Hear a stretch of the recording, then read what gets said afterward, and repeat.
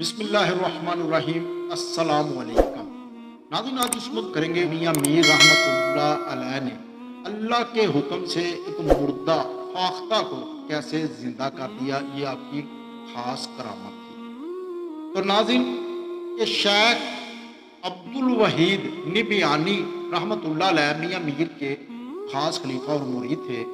رحمۃ اللہ علیہ فرماتے ہیں کہ ایک دن میں اور میاں میر میرے پیر و مرشد رحمۃ اللہ علیہ ہم ایک باغ میں مصروف عبادت تھے کہ ایک درخت کی شاخ پر ایک فاختہ کو کو کر رہی تھی۔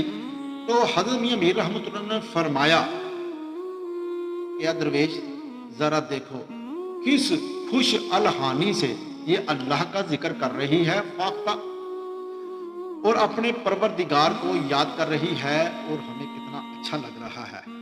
یہ بات آپ کر ہی رہے تھے کہ ایک شکاری ادھر کو آ نکلا اور اس نے گلیل سے گلہ مارا اور وہ فاختہ کو لگا اور وہ نیچے آ گری۔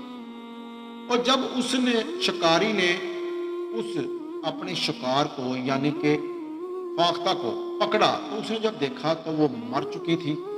تو آپ کو پتہ ہے جو شکار ہوتا ہے اگر وہ زندہ ہو تو اس کو جو ذبح کر دیا جاتا ہے، جب وہ مردہ ہو جائے مر جائے تو وہ ہمارے لیے مسلمانوں کے لیے حلال نہیں ہے۔ تو وہ شکاری ادھر ہی شکار اپنا چھوڑ کر چلا گیا کیونکہ وہ مر چکی تھی۔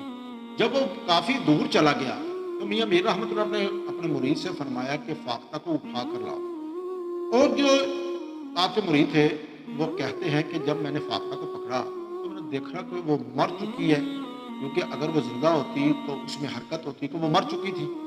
تو آپ نے ہاتھ میں پکڑا اور اٹھا لائے۔ حضرت نے اپنے ہاتھوں میں اس فاختہ کو پکڑا اور آپ نے فرمایا تم کتنی خوبصورت لگ رہی تھی اللہ کا ذکر کرتے ہوئے، اور ہم بھی سن رہے تھے۔ آپ نے پیار سے اس پر ہاتھ پھیرا اور آپ نے فرمایا کہ اللہ کے حکم سے اٹھ جا اور ویسا ہی ذکر سنا جیسے پہلے سنا رہی تھی۔ تو وہ جو فاختہ تھی وہ زندہ ہو گئی اور وہ اڑ کر وہ درخت پر پھر بیٹھ گئی اور وہ کوں کوں پھر کرنے لگی۔ اور جب کوں کوں کرنے لگی تو حضرت نے بہت خوشی کا، میاں میر رحمۃ اللہ تعالیٰ نے خوشی کا اظہار کیا، اور فاختہ جب اڑتی کوں کوں کر رہی تھی تو آپ نے فرمایا آپ نے درویش کو کہ دیکھ لو کہ اللہ کے حکم سے پھر وہ ویسے ہی اللہ کا ذکر کر رہی ہے۔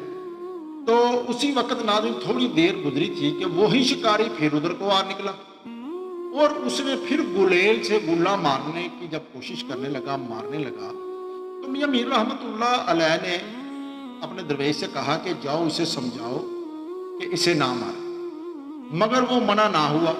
جب منع نہیں ہوا تو اس نے وہ جو گلیل سے گلہ چھوڑا تھا مارنے کی کوشش کی تو وہ اس کے اپنے ہاتھ میں لگا، اور ناظرین اتنا زبردست لگا کہ وہ ادھر گر پڑا اور تڑپنے لگا جیسے اس کی جان نکل رہی ہے۔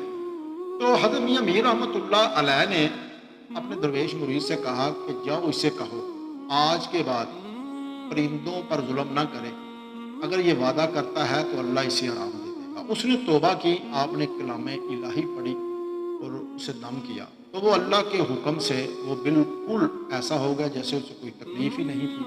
تو وہ شخص جو تھا آپ کے دست انور کا اس نے بوسہ لیا اور پھر اس نے توبہ کی کہ آج کے بعد حضور میں ہرگز نہیں کروں گا۔ تو ناظرین آپ دیکھ سکتے ہیں کہ جو اولیاء کرام ہے، بزرگان دین ہیں، وہ کیسے کیسے میرا مطلب کہ شانوں والے ہیں۔ اسی کے ساتھ اپنے میزبان